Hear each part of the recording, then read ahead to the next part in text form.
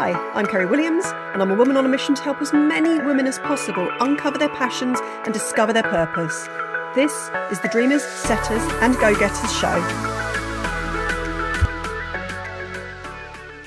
Hello, and welcome to this week's episode of the Dreamers, Setters and Go-Getters show. For those of you that don't know me, my name is Kerry Williams, and I specialise in life purpose and mindset. My voice doesn't usually sound like this. I've got a bit of a cold, so it was going last week, and now it really went a few days ago, and it's starting to come back. So it sounds very, very deep at the moment. I don't usually sound this deep. I'm a little deep, but not this deep. She says, trying to sound higher. So I'm going to try and, I know I say this every week, going to try and get through this episode pretty quickly. How are you? How's your week been? As I just said, I've been ill. I've also been working at my bar job that I do. I had to take a couple of days off with a cold, but that's it really. We've now come to the end of the Easter holidays here, which is cool. It means my son's gone back to school, my daughter's gone back to college, so that's pretty cool. I've got a bit more time to myself, or a bit more time. Me and my husband have a bit more time to ourselves because we're both at home. But how's your week going so far? When this comes out, it's only Monday, but no Easter holidays anymore. So if any of you have kids, you'll know that's pretty good. And those of you that don't have kids, well, you'll notice there's way less kids about, which is also cool. So last week's episode, I was discussing negativity bias and how we are tricked. You know, we're not tricked. We are manipulated by the media to focus on all the negative all the time, expect everything to be awful all the time, and it's really not. But this week, on the topic of media, I know a lot of people, when I sort of say that I don't read the newspapers or watch the news, they wonder where I get my information from. And the fact of the matter is, as I said last week, to those of you that's listened, you don't need to know pretty much the vast, vast majority of things that you hear on the news anyway. So I'm just going to go through in this episode, just hopefully fairly quickly, how to be informed without being overwhelmed, strategies for managing news consumption. So the importance of staying informed about current events, because it is important to stay informed to a degree, but these are the couple of reasons. So it may relate to something that could actually be a threat to you or your family, although, as I said before, it's very, very rare. And unless you live in a place in the world where there is a lot of threat to you, when you live in a place maybe, you know, potential war zone or actual war zone, but to be fair, I don't think you're going to be listening to this podcast if that's the case. Or if you maybe live somewhere, I have friends in Oklahoma who are have to stay informed, obviously, of tornadoes and bad weather and things like that. So that sort of thing is relevant. But also, some of the news, it may relate to something that genuinely interests you. You can filter a lot of news now to only bring up the things that on topics that are actually interesting to you. And also, if there's usually particular websites or podcasts or things like that that you can go to that will give you the latest on the topics you're interested in. So they're the sort of ways that you can stay informed about things that are actually relevant to you. Now, as I said in the previous episode, excessive news consumption can have negative effects on your mental and your physical health. It can lead to feelings of anxiety, stress, depression, sense of helplessness, and also, very importantly, distraction from other important aspects of life. For example, you could miss an entirely great opportunity because the media has conditioned you to only focus on the positive bad things that could come from that, the positive threats, whereas a lot of the time the threats are nowhere near as bad as how good it would be to achieve whatever or to take that opportunity in your life. So that's something that's very, very important to be aware of. It's also important to be aware that these negative effects can prevent you from consuming news in a healthy way. So it's a good reason to be aware of them so that you can manage it in a healthy way. So I'm just going to do a brief overview of the 3 strategies that I researched and found for the best way to manage news consumption. They are set boundaries, choose trusted news sources, this is very important, and to prioritise your self-care. So along the lines of the first one, setting boundaries, the majority of the media-based news that we see is not only negative, but it doesn't actually affect your life in the slightest, which is what I said before. I recommend taking some time to pick a particular news site you go to. I would maybe pick one that isn't quite so neutral. I find, because occasionally you'll get ones that are neutral. So just your bog standard news site, and go onto it, have a look at the top 10 headlines on there, and identify how they make you feel, and identify what relevance they add to you. You knowing that information, what relevance that actually has on your life. Does it improve your life at all? Does it even affect your life at all? Or does it not affect your life in the slightest, but now you feel negative emotions from it? So you feel fear, anxiety, sadness, overwhelming amounts of empathy, because that's something that I struggle with, is being quite, I know it's quite a buzzword at the moment, but empathic. I actually refer to it as more kind of empathetic. It's not empathic in the sense of feeling the emotions of those around you, which I do get that a lot. But I also, if I hear, for example, that a child has died somewhere, it's literally in my head, it's like my own child. This has happened to me, and I feel all the emotions that I would imagine I would feel if that was actually my child, if that makes sense. So that's where I refer to it as more empathetic, like sympathetic, but actual empathy that I get. And it's, yeah, that's one of the main reasons I can't watch the news or read newspapers. So, as I was saying before, so no one is any better off for you seeing that news story, and you just feel worse for seeing it. I think there's a slight feeling of maybe guilt or a fear of your own ignorance for not knowing these news stories. But what you got to think realistically is some person's child has died in another part of the country in a way that would not be any threat, and it's a real freak incident, or it's an incident of something that just wouldn't happen to you or your family. That child's family, they don't know you. They don't know you exist. They don't know you know that information. It doesn't affect them in the slightest. It doesn't make them think any less of you for not knowing it. All it means is that you don't feel as depressed for not knowing it. So I'd say on all rounds, that's a benefit. That's a pro. And as I say, one hell of a lot. There are 8 billion people in the world, and it is dangerous for these individuals to be consuming, as in us as individuals, to be consuming the world's problems. It's simply, the human brain should not have to deal with that. So another way of, as I said before, setting boundaries is to be aware of that. Stop reading daily newspapers. Stop watching the news. Some of the people that you follow on social media will share particularly depressing news stories on their feeds. Unfollow or block them from showing up on your feed. They don't need to know that you've done this, but you do not need. I don't know why people do this. I have actually full on unfollowed, unfriended people on Facebook in the past because of their constant sharing of really depressing news articles. I don't know the reason why people do it. Maybe to, I really don't know. I find it a really strange thing to do, to spread fear like that. I find it very, very strange. And then absolutely finally, and this is really important, on the social media sites like, okay, to be fair, Facebook, but things like TikTok and Instagram Reels and YouTube Shorts, things like that, do not engage with any news stories that you read on social media, because it will make the algorithm think that you want to see more of them. And surely you don't. You would not believe the rabbit holes I've gone down in the past on particularly TikTok, which I'm no longer on TikTok because of this. Go down rabbit holes because I see one article, I'm like, oh yes, that's interesting. And before you know it, I'm heading up on some rabbit hole of various different things that I never even thought would bother me in the first place. But because I've seen so many of them, I consider it to be a much bigger issue than it actually is. And I think that it's starting to take over the world. It's not. That's how they get you.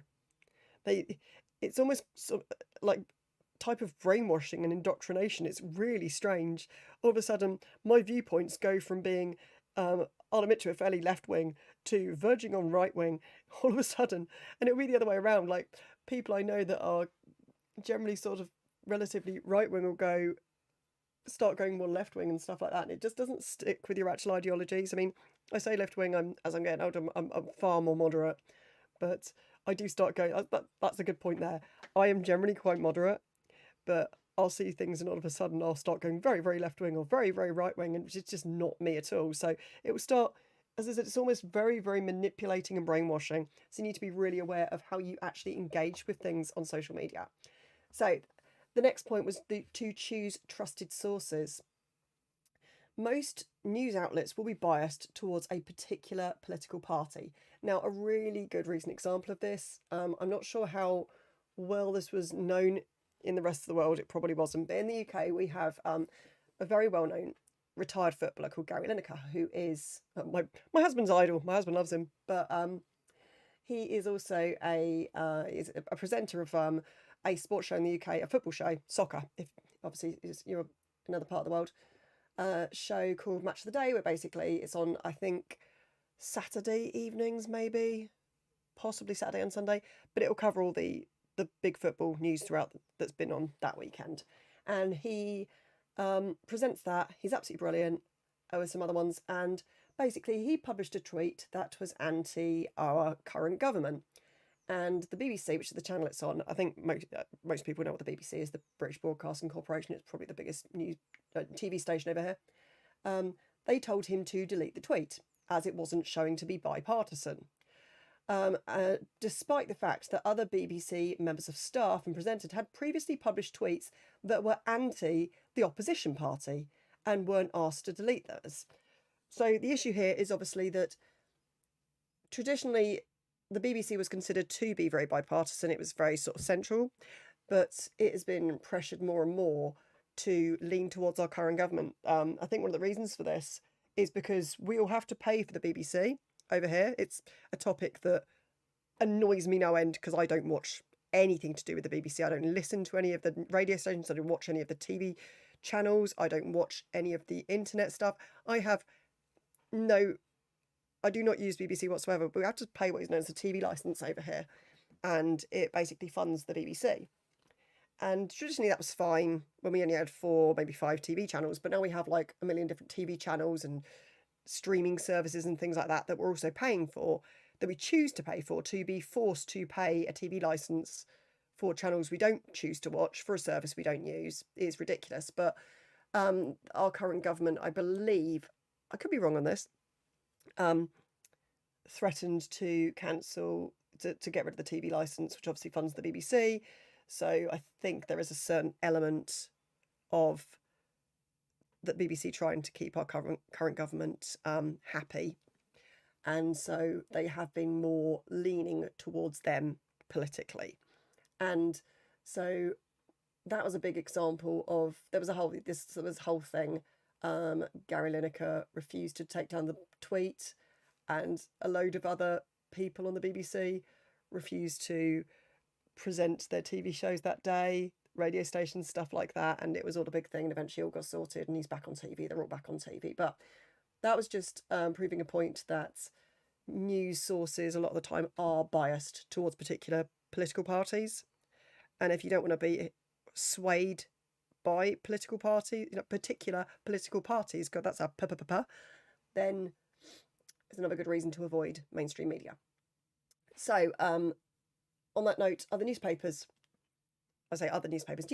are leaning one way or the other. In the UK, for example, The Guardian and The Mirror are known for being left-wing, so their news articles will be biased towards left-wing topics and viewpoints, whereas The Mail, The Express and The Sun, amongst others, are right-wing, so will always veer the other way. You're not getting any actual news of events, but an opinion with the intention of getting certain political parties into power or keeping them in power. And a lot of news outfits will also just straight up lie, or at the very least harshly exaggerate a particular story in order to get eyes on what they are trying to sell, because that is what they are trying to do. They are trying to sell to you. If you have clicks on their website, it means they get money from their sponsors and their advertisers. You buy the newspapers, directly they get money. Same with TV stations. And fear sells. As I said in the previous episode, fear sells. People have this sort of what's the word I'm looking for? Self-preservation type thing, where they want to make sure that they are safe all the time, and knowing what the potential threats are sells. People want to know what the threats are. So some techniques on identifying trustworthy news sources are fact-checking. Look for sources that provide evidence and citations for their claims, and double-check any statistics or facts that seem too good or too bad to be true. Some particularly helpful fact-checking websites include Snopes, factcheck.org and PolitiFact. I haven't been on all of those websites. I've been on Snopes. I think I've been on FactCheck. I don't think I've been on the other one, but they're certainly worth looking into, unless you hear otherwise. I mean, you will hear that some of those sites are going to be dodgy. You're always going to hear this, but from what I can tell, those ones are pretty legit and pretty central. Avoid sensationalist headlines. Read beyond the headline and don't rely on the headline alone to draw conclusions about the article. Look for headlines that accurately reflect the content of the article rather than using clickbait tactics to draw in readers. I think we've all seen the articles where we've clicked on something thinking it's going to say one thing and we've gone in and it's been an entirely different thing, and maybe the headline has been an exaggerated, twisted thing that maybe one person said something close to that they interviewed, and it's nothing to do with the actual case. So make sure of that. Look for objective reporting. Seek out news outlets that strive to present information in an unbiased and objective manner. Some well-known sources for objective news reporting include Reuters. Is it Reuters? Reuters. Reuters, I've always pronounced it. And NPR. With my cold, I would like to point out that's November Papa Romeo, NPR. And check for your citations, especially news articles that include them for their information. This is especially important for scientific or medical news, where sources should be peer-reviewed and reputable. Don't just go by what somebody's said about something that isn't actually a professional on that topic, including me, because I'm not a professional on any of this. And as I said before, avoid sources with a clear political bias. Be aware of the political leanings of news outlets and seek out sources that present multiple perspectives. This can help to give a more complete picture of a story and avoid bias or propaganda. I wonder what it was like before the newspapers were biased, or maybe they've always been biased. As a kid, you don't even consider it. And I know a lot of the older generation can't understand that newspapers are lying to them, and it's really difficult because you'll explain to, like, you know, I'm nearly 40, so my parents are in their 60s, grandparents in their, well, I got one grandparent left, but she's in her 80s. And the parents are starting to come around to the fact that newspapers are lying to them. They're exaggerating, it's not true, and we've proved on many occasions this fact to them. But my nan, and I know my husband's nan, they just can't get their head around that the newspaper has said this and it's not true. So it must be really strange to think that the news is not actually news. So that's the thing to bear in mind, especially with the older generations. They will say one thing, they'll consider it absolute gospel, they'll convince you it's absolute gospel, and it's not. So that's something to bear in mind. So finally, prioritise self-care. Despite what some news addicts will say, it is not ignorant to not know everything that is going on in the world. This is what I addressed earlier. They'll treat you like you're ignorant, they'll treat you like you're nasty. It's not true. You're just saving yourself, your own mental health. And as I mentioned earlier, it is extremely bad for your mental health to try and take on all of the world's problems as your own. You are only one person in 8 billion, so give yourself a break. So some techniques for self-care. Engaging in stress-reducing activities. Find activities that you find to help reduce stress and feel more relaxed. This could include yoga. I'm loving yoga at the moment, by the way. Yoga with Cassandra on YouTube is amazing. Meditation or creative pursuits like art or music. Practice mindfulness. I say this, I think, I might have said this on all of my podcast episodes, but mindfulness can help you to stay present and focused on the moment rather than getting caught up in worries or anxieties about the future. Practicing mindfulness techniques such as deep breathing or body scans can help to reduce stress and anxiety when consuming news. So always stick with that. Try and avoid focusing on the past or the future too much. One's happened, you can't change it. The other hasn't happened yet, and you can change it. So let's focus on that. Engaging in positive news. Seek out positive news stories or sources that focus on solutions and positive change rather than just negative news. These can help to balance out the negative effects of excessive news consumption. And then finally, seeking support. If consuming news is causing significant distress, it's important to seek support from friends, family, or mental health professionals. I tend to go off on the rails a little bit with I tend to go down rabbit holes. And then it would take probably usually my husband to go, wait a minute, what are you doing? And call me out on it. I got very into a YouTube channel. I'm not going to go into it. And was really getting on board. And my husband watched one of the videos and he went, this woman's awful. This woman's really horrible. Are you not seeing this? like these are some of her beliefs. They're horrific beliefs, and he was right. They're the beliefs that are so not mine at all. And I loved everything else she was saying on particular topics, but then there were certain ones, let's just say, to do with stuff that only affects Americans. It doesn't affect us in the UK. Well, certainly not much anyway, due to legalities of something. And she had a complete opposite viewpoint to us. A viewpoint. It's not just like a matter of a viewpoint where you think, oh, that's a different viewpoint. We can beg to, we can agree to disagree on this. It's like, no, that's a horrific viewpoint, and I can't agree with that. But yeah, so he'll pull me out of those when I start going down those rabbit holes and be like, no, you really, really shouldn't be watching this. This isn't good for you. Look at the way it's making you think. So thankfully I've got him to do that for me. But it's always good to have some people that will just pull you out of your own rabbit hole. That sounds a bit strange. Anyway, because they can provide some help. I mean, I was going to say they can provide, they can't, but mental health professionals can provide helpful coping strategies and support to manage the impact of news consumption on mental health. So just bear that in mind. If you feel maybe going down a rabbit hole and getting too extreme, speak to somebody else, or just try and avoid the rabbit hole in the first place. So, in this episode, we have been discussing how to be informed without being overwhelmed. And we've gone through how to set boundaries, how to choose relevant news sources, and some techniques for self-care, such as taking breaks, engaging in stress-reducing activities, and practicing mindfulness. I really, really hope that you have learned something from this episode and have learnt how to practice some more mindful news consumption and to take care of yourself while staying informed. It is totally possible. I highly, highly recommend it. I'm not the only one that does this. You can look into this, a lot of people, I think, are starting to stop watching the news and reading newspapers and going on news websites. So I hope you have an absolutely amazing week. I hope my voice comes back before next week. So I'm sure it will, otherwise we've got an issue. And I look forward to speaking to you in my next episode. Before I go, I just want you to know that you are amazing, that you will create a legacy if you intend to, and you got this. I believe in you.